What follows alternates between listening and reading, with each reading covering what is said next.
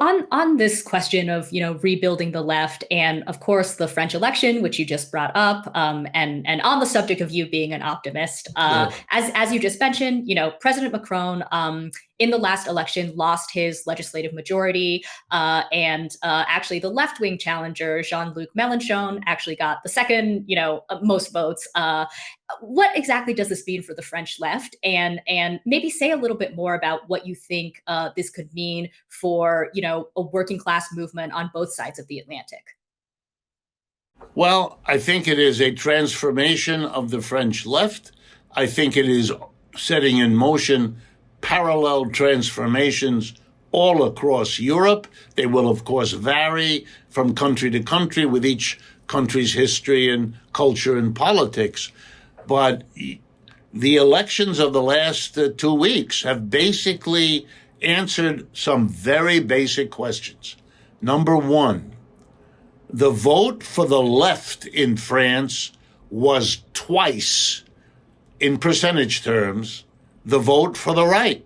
There is no contest whether the left is stronger in France than the right.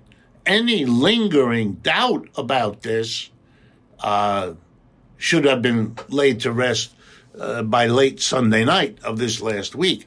That's over. The left is much stronger than the right in France, and there is very little reason to doubt that it's much different in most of the rest of Europe.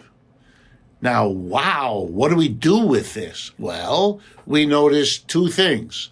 Number one, that in order for the left to show its strength, it had to set aside its many differences, and 5 or more political parties had to come together.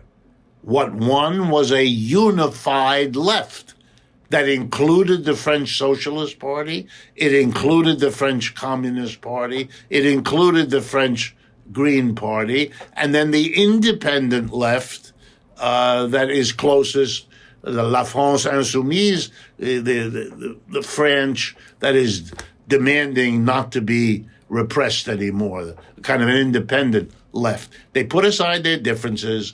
They had shared unified candidate lists and all the rest, and they did it. And the obvious message to the rest of the world's left wings is, why don't you consider doing the same?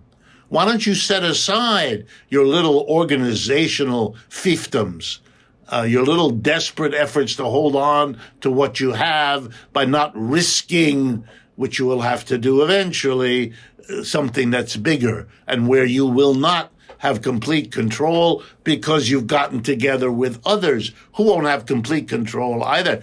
That's an enormous hurdle for a left that's been out of power for so long that it can't even believe it could accomplish what the French just showed they can. What it does also demonstrate is what it is the left lacks.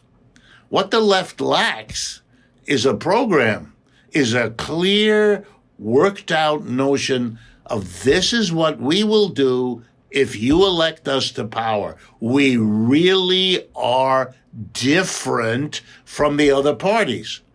What you see in France, and you see it in this country, and you see it so far all over the place, is a very large part of the population, by the way, including France, a large part of the population that thinks these politicians are basically indistinguishable from one another. They sound alike, they look alike, they dress alike, they talk alike. It is a kind of, the French are calling it these days, disengagement. The mass of the people, particularly the younger people, are disengaged from politics. They think this is a scramble among people for jobs or favors or money-making supports. It's a hustle, to use English rather than French, and they don't want to have any part of it. It's all somewhat disgusting and dirty, and they don't really want to deal with it. But when you ask them questions about policy and you ask them questions about philosophy, these are Mélenchon's voters, overwhelmingly. If he could get them, if he can be the genuinely different social direction, then he'll beat the pants off Mr. Macron next time. They're only separate by 7% of the vote. That's not very much.